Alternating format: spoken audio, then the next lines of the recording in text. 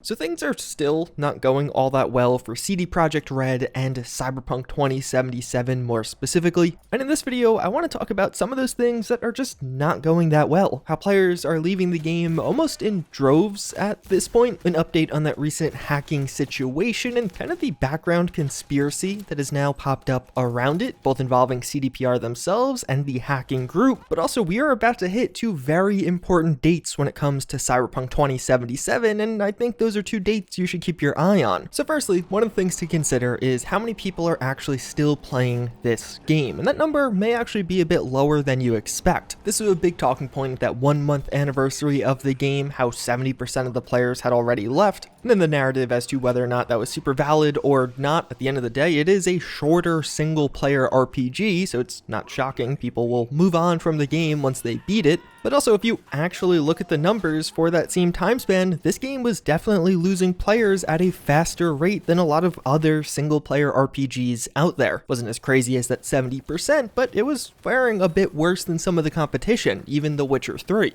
But of course now, as we just passed that 2 month anniversary of Cyberpunk, we find the player count even a bit lower. Things aren't too bad on PC, this looking at the Steam numbers, which of course doesn't even include GOG, where a lot of people, myself included, actually bought the game, as it does average about 30,000 players in the past 7 days, and in the past month lost about 50% of its player base. But the PC number is likely bolstered by the modding scene. As I've been talking about in a lot of recent videos, there are quite a few pretty cool mods for Cyberpunk, whether it be fixing the game or even now starting to add in pretty awesome new features. I actually have another video coming on the top 10 mods that you should probably be downloading in the coming days, so look out for that one. But on Xbox, without the support of mods, it definitely seems like that player count has shed quite a bit more, as Cyberpunk 2077 now finds itself as the 33rd most played game on Xbox. Which in and of itself is not the best. It finds itself below the likes of Smite, For Honor, Fallout 76, and even Skyrim does better than all of them, but let's be honest, that's not that shocking. But this actually is a bit worse with context, as I actually was looking at this just 5 days ago and Cyberpunk was 6 spots higher at rank 27. So from February 11th, the last time I checked, it has dropped from rank 27 all the way to now rank 33 on February 16th as I'm filming this. Definitely seems like console users in particular are moving on from this game. We of course don't have PlayStation numbers, which are likely even lower due to the fact that you can't even buy the game digitally on PlayStation, but we'll talk more about that a bit later. These are also important to keep in mind as we get this next big update slated for some point in February. It'll be interesting to see how much of a bounce Cyberpunk gets. In particular on consoles, how many spots does this move upwards as that big patch 1.2 hopefully delivers quite a few fixes and potentially even some feature improvements. I know though that's not really the best news, ranking below For Honor and Fallout 76, neither of which have gotten major content updates recently and are both several years old now, is bad in and of itself. One of the stories going around with Cyberpunk is actually being portrayed in a overly negative and inaccurate way, and that is that recent news that you may have seen for January of 2021, Cyberpunk was the 18th best-selling game. This data coming from NPD Research, a lot of places re-reporting on this, as it basically does suggest that Cyberpunk is doing horribly. As it was reported in December, Cyberpunk's launch month, that it was the second best-selling game of the month, but then just in January to drop all the way to slot 18th would be really, really bad. Even considering how troublesome a launch Cyberpunk has had, that would be super telling as far as player count goes. Makes out both of these numbers are pretty meaningless, which I feel like a lot of people aren't highlighting. As for each of them, they're not actually accounting for digital sales of the game, which historically would be the most selling part of the game. And to be clear, all of these other games ranked above it, many of them do include the digital sales. It just is the ones with asterisks that don't include digital sales. So Cyberpunk being beat out by Call of Duty when you account for digital sales isn't really all that shocking. And overall, this chart is just not that useful when looking at the overall sales of Cyberpunk. We should get some more official numbers as far as a total copy sold from CD Projekt in the next month. But then speaking of CDPR, let's take a look at this recent situation with them getting hacked, as this is quite disastrous, or at least it could have been and maybe isn't going to be. So as a brief recap, if you weren't following the situation, CDPR was hacked for the second time recently. Basically, hackers gained access to the source code for Cyberpunk 2077, an unreleased version of The Witcher 3, likely the next-gen upgrade, as well as Gwent, but even further, documents relating to accounting, administration, legal, HR, investor relations, and more. But this is a ransom, so the hackers with all this information went to CDPR and were like, hey, if you give us money, we won't release this, but CDPR was like, no, we're not going to actually do that. And just a day after this news did go live, we saw a post go up on the exploit forum, this being a hacking forum, where the Gwent source code was released. This not being super impactful, as Gwent is a fairly old game at this point. On GOG, it was DRM free anyway, so it's not like it helped with breaking a DRM or anything. But even further, it actually began an auction for the rest of the leaked information, offering up the source code for the games Thronebreaker, The Witcher 3, The Witcher 3 RTX, so a version of The Witcher 3 including ray tracing, and Cyberpunk 2077, in addition to all of those internal documents and offenses by CD Projekt Red. To just participate in this auction, you had to offer up 0.1 Bitcoin, which was roughly $4,500, with the bidding starting at $1 million, increments of 500,000. So if you were going to bid, you could only bid 1.5 million, then 2 million, then 2.5 million, and there was an easy buyout price of $7 million for those interested. And again, this all did seem to be legit, as the source code of Gwent was on that forum, on that auction post. So what actually happened with this is pretty interesting, as it really didn't seem like any bids were actually made on the forum, at least not publicly. And although the post got a lot of attention, naturally, as this is huge news, especially around gaming overall, the auction itself didn't really seem to have a lot of activity, and especially not a huge bidding war. And a couple of days later, we saw a new post by this account saying, auction closed, an offer was received outside the forum that satisfied us. With the conditions of further non-distribution, in this regard, they were forced to withdraw the lot from sale. So basically saying, outside of the auction on the exploit forum, somebody bid on all of this information and also asked for them to take down the auction. So that was a final bid. Basically, here's the bid, take it now, as well as pull your auction.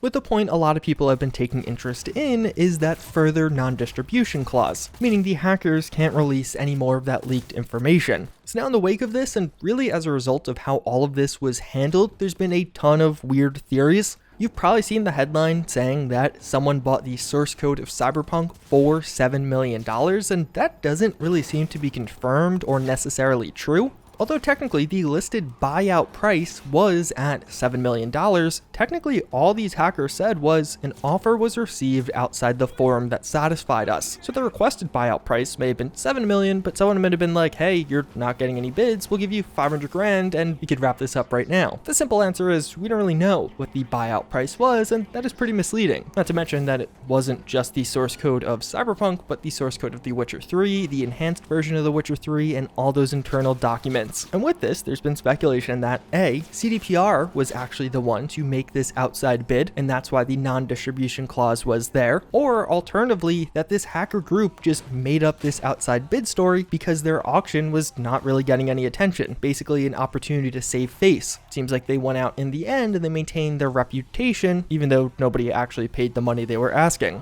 At the end of the day, we don't really know. It's been a couple of days since this all went down and nothing has leaked online. If this information did get out, it could reveal a lot of things, perhaps what the future of Cyberpunk would hold. In that source code, we could have had information about some of the DLCs, the multiplayer mode, and some of those documents. We could have seen how many copies were sold, refunded, or even just internal communication around some of this game's development process and perhaps some of the development problems / delays. And right now, I'm pretty 50-50 on what happened. I could see this all being BS in that they actually just pulled the auction because nobody was bidding and there just wasn't interest in actually paying their prices. Or alternatively, an outside company offered a reasonable price, perhaps not $7 million, but a lower price, and since they weren't getting any bids, they're like, all right, fine, we'll take that. And this could be a company based in a region like China, where the IP laws are more suggestions, and you can see a lot of games that are blatant ripoff of other games, but no real action is taken due to the local copyright laws. So then this company that bought the source code for Cyberpunk, let's say, could create some kind of Cyberpunk clone with that and make some of their money back off that Chinese market. But at least as as of right now, we don't know, but at the very least, nothing has leaked further, just that Gwent source code. As a result of this hack news, the stock price did take a bit of a hit, not a massive one, not as bad as some of those earlier drops, but just overall, the stock price for CDPR has not really recovered since this whole Cyberpunk release disaster. And although in the past we've seen headlines and articles talking about CDPR stock price dropping, especially from those summer highs, this is more concerning because if you look at the Warsaw stock market overall, so some of the other big companies on the same market, they've been doing quite well. The Warsaw stock market has been pretty solid, pretty strong lately. Conversely, CDPR stock is way underperforming versus the market overall, which is way more telling than some of those previous drops, where the market overall was also dropping in the same period.